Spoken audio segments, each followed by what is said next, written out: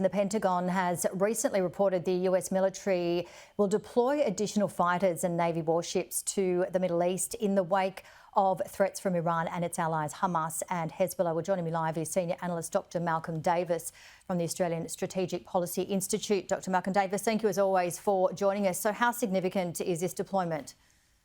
Well, essentially what the US is doing is increasing its naval and air capabilities in the region in a fairly hurried fashion, which does suggest that their intelligence is suggesting that an Iranian response is imminent.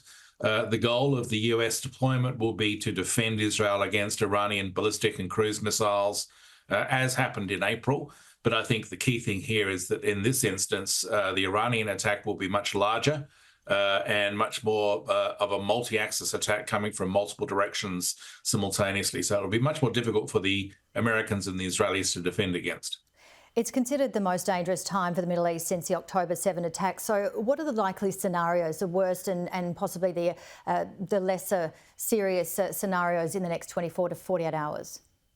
Well, I'm convinced the Iranians are going to retaliate. Firstly, I don't see any possibility of both sides accepting an off-ramp.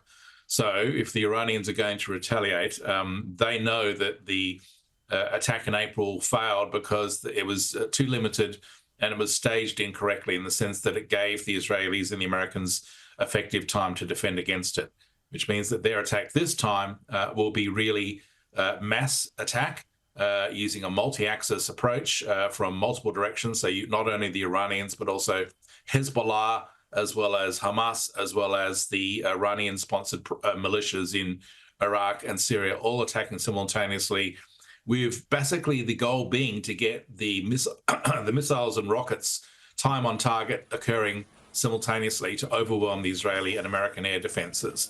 And I think that's the most likely scenario you'll see.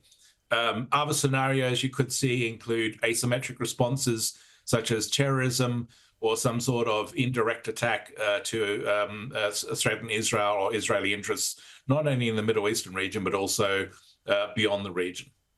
What can you tell us of the latest with Yahya Sinwar, the last of the Hamas leadership on Israel's hit list? Sinwar is the leader of Hamas. I believe he's stationed in a luxury villa in Qatar. My guess is that he will be in hiding because if they can get Haniyeh in Tehran, they can get Sinwar in Qatar. So I think that he'll either be moving around. He certainly won't be in his luxury villa. I think that the Israelis would like to get him. Clearly, their strategy is to go after the leadership of the adversaries they face to undermine the effectiveness of the fighting force of those organizations. And what have we seen with other countries, including Russia? This morning, there was a flight from Russia down to Tehran by an airline that is normally used to supply arms and munitions.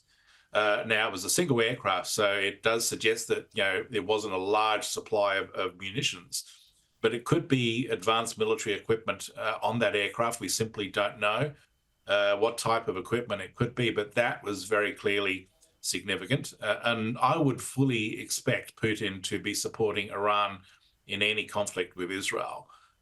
So that's likely to be the case with Russia and Iran. I don't see any other countries really supporting Iran at this point, but we'll see how the next few days unfold. And Dr. Malcolm Davis, how is Australia impacted on this? Is there more pressure, do you think, for us to make a tangible commitment to the Red Sea? And how could it potentially impact us regarding commodities, fuel, air travel and more? Well, in terms of the Red Sea, we've just taken over the command of the Red Sea operation. We've dispatched additional personnel. But we haven't dispatched a warship. And I think that really the government does need to think about that, the optics of that we essentially are in command of a multinational naval operation, but we don't have a warship on station. I would suggest that the government review its decision not to send a warship on that regard. In terms of the effect of a growing Middle East conflict that spirals out of control in the next few days, I would fully expect to see the price of oil leap up, particularly if attacks are made on oil facilities in the region. And that could affect everything from higher interest rates to inflation. Commodities obviously are going to become more expensive. So all of that has an effect on our economic growth. It potentially increases the risk of a recession.